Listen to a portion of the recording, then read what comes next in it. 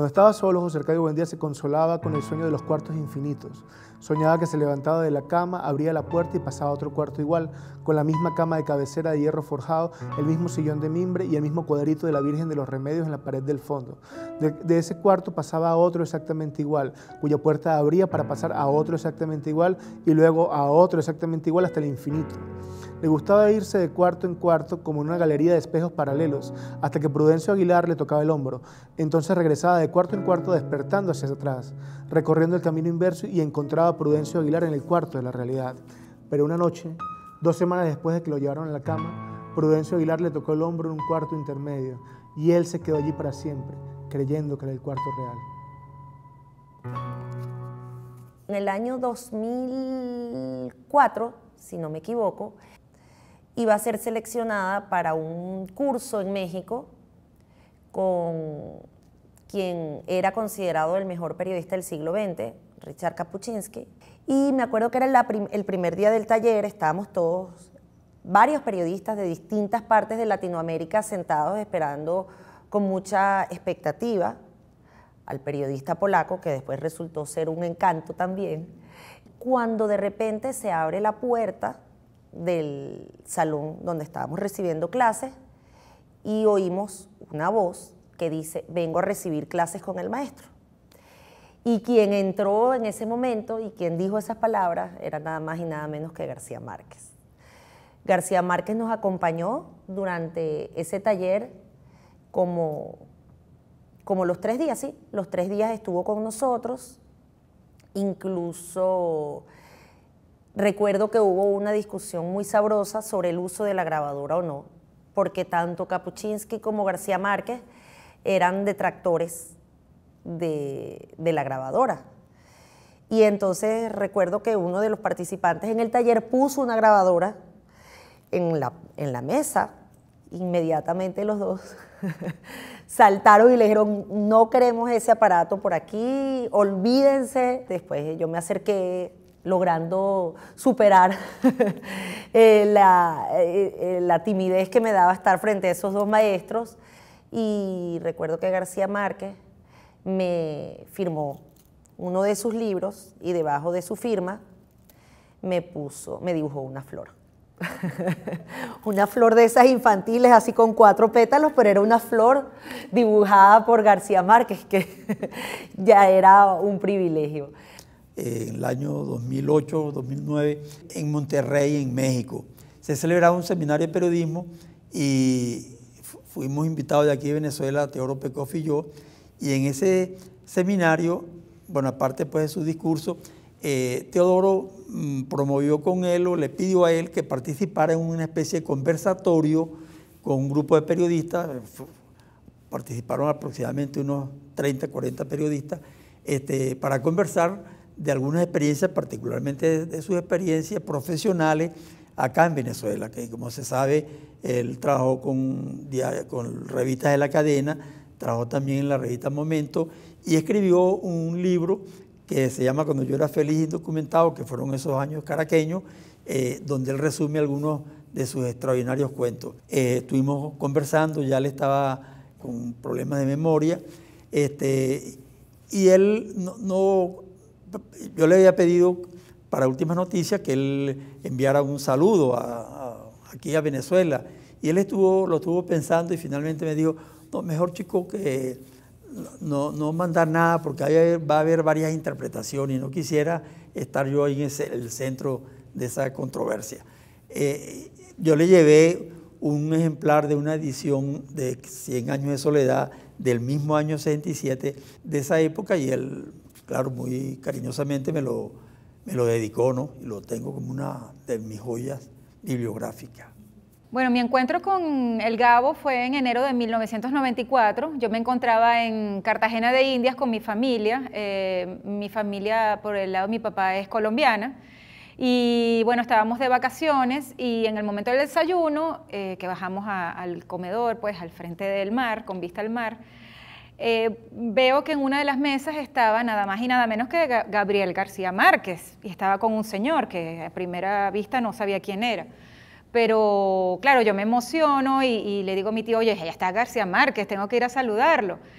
Y bueno, ni corta ni perezosa me levanté y fui hasta allá, hasta su mesa, a saludarlo, y le dije, bueno, nada, quién era y que disculpara mucho, que lo venía a saludar, que quería conocerlo. Y él súper amable, a pesar de que estaba como en una discusión, pues en una reunión importante con este señor, me invita a sentarme con él y me pregunta que qué hacía, que de dónde era, y bueno, le cuento que yo soy hija de colombianos, que venía de Venezuela, entonces se alegró muchísimo y me empieza a decir, bueno, pero eres casi paisana, si tu papá es colombiano, ¿por qué no te sacas el pasaporte, la nacionalidad?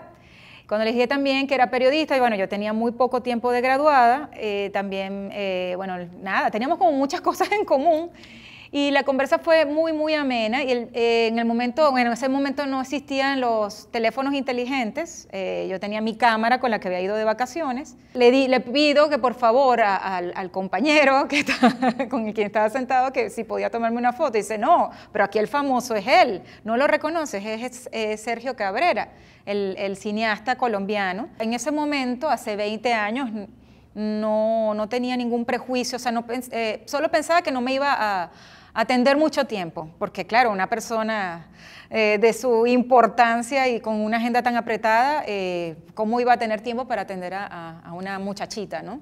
Siempre tenía un gran sentido del humor y un sentido musical, porque claro, muy colombiano.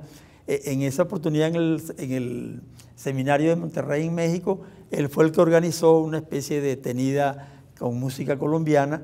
El 17, el día que murió, que fue un Jueves Santo, yo estaba en el remate de libros del Monstruo de la Reforma, en el Auditorio Nacional, el remate de libros más grande de América Latina.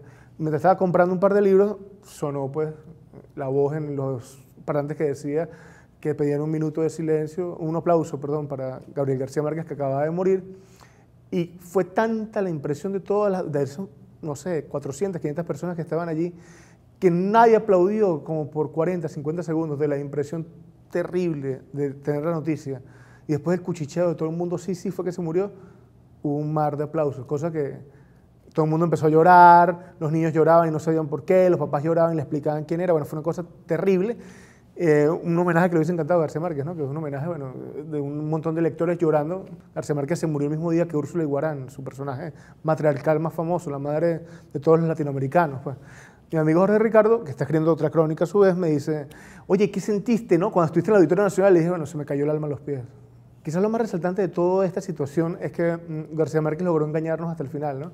Ninguno de los periodistas con los que hablé, 30, 40 amigos con los que estuvimos allí haciendo como las guardias, queríamos dar esa noticia. El Gao, un hombre reacio a dos homenajes públicos, que decía que la gloria de bronce destinada a los libertadores de América Latina era eso de estar en las plazas públicas expuesto a ser cagado por las palomas día y noche, era algo terrible, pues por supuesto era un tipo que no esperaba como un gran homenaje público, no lo quería. Así que bueno, todo conspiró como para que tuviera suerte de intimidad colectiva, ¿no? De unas pocas personas que comenzaron a convertirse en cientos con el paso de las horas, ¿no? Nunca empecé siendo periodista por casualidad, como mucha gentes, o por necesidad o por azar. Empecé siendo periodista porque lo que quería era ser periodista. Soy un periodista fundamentalmente. Toda la vida he sido periodista. García Márquez trabajó aquí en Venezuela y tuvo un jefe de redacción terrible, no la pasó tan fácil, pero lo que tenemos que rescatar y aprender del García Márquez periodista es que él nunca dejó de escribir, o sea, nunca lo limitó ninguna circunstancia para escribir. Bueno, estamos hablando también de una persona con un talento sobrenatural casi para la escritura. Pero ante todo era un periodista y eso no podemos abandonarlo. Creo que es la máxima enseñanza que hay que tener. Bueno, y aparte de no dejar de escribir, escribir bien.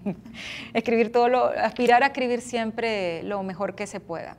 Tanto García Márquez como Kapuscinski dejaron un aprendizaje, dejaron una lección de vida para todos los periodistas. Yo creo que muy importante, vital, que es mirar a la gente.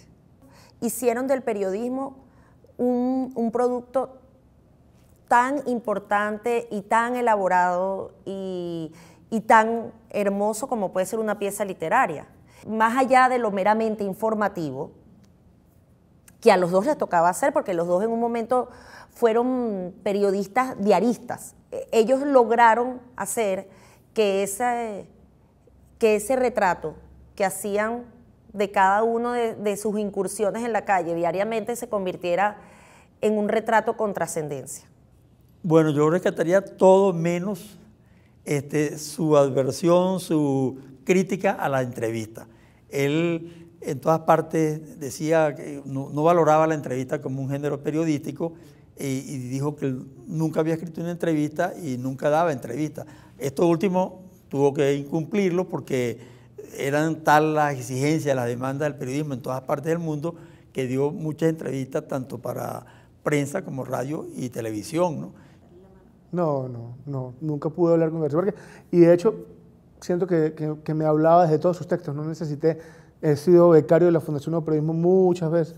He tenido la suerte de ser formado con la fundación que él creó y nunca coincidí, nunca lo vi, pero su influencia pues, es sumamente importante en mi vida, ¿no? Y en todas las formas narrativas que utilizo cuando hago periodismo narrativo, crónica. Y creo que a todos nos pasa lo mismo, ¿no? Todos los periodistas no necesitamos verlo para saber que pervive en su obra, ¿no? Y en los libros de García Márquez, de ficción y de crónica, existe un testimonio que está constantemente hablándole a los periodistas sobre nuestra principal función, que es escuchar al pueblo, ¿no? A los pueblos oprimidos de América Latina. La poesía, en fin, esa energía secreta de la vida cotidiana que cuece los garbanzos en la cocina y contagia el amor y repite las imágenes en los espejos.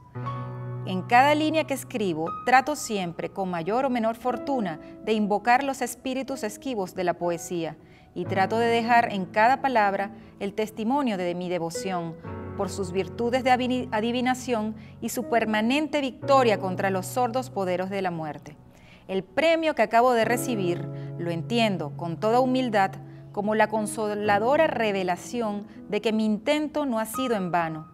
Es por eso que invito a todos ustedes a brindar por lo que un gran poeta de nuestras Américas, Luis Cardosa y Aragón, ha definido como la única prueba concreta de la existencia del hombre, la poesía. Muchas gracias.